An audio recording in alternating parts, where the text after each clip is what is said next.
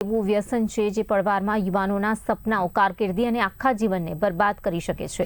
આ જ ખતરાને ધ્યાનમાં રાખીને જામનગરની ડીકેવી કોલેજ ખાતે ડ્રગ્સ વિરોધી વિશાળ જનજાગૃતિ કાર્યક્રમનું આયોજન કરવામાં આવ્યું। ડ્રગ્સ છોડો, જીવન જોડો આ સંદેશ સાથે વિદ્યાર્થીઓને નશાના વ્યસનથી થતા ગંભીર શારીરિક, માનસિક અને સામાજિક નુકસાન અંગે માહિતગાર કરવામાં આવ્યા।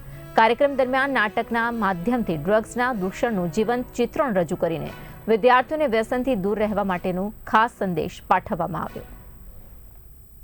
હું પરેશભાઈ બાણોગરિયા ડીકેવી સરકારી કોલેજમાં પ્રિન્સિપાલ તરીકે કામ કરી રહ્યો છું।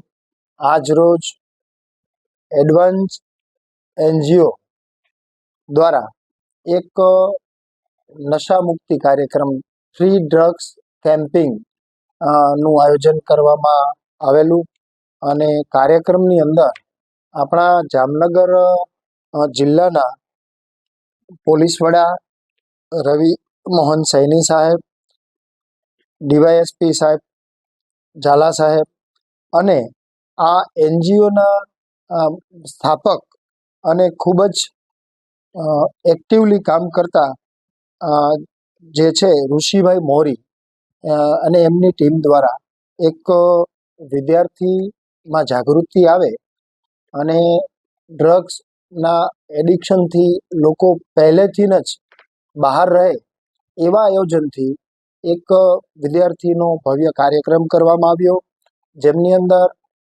ઝાલા સાહેબ, ખેર સાહેબ અને એમની આખી ટીમ પોલીસ વડાશ્રીના માર્ગદર્શન નીચે વિદ્યાર્થીઓને ખૂબ જ સારી રીતે કામગીરી કરી એમને સમજાવ્યા।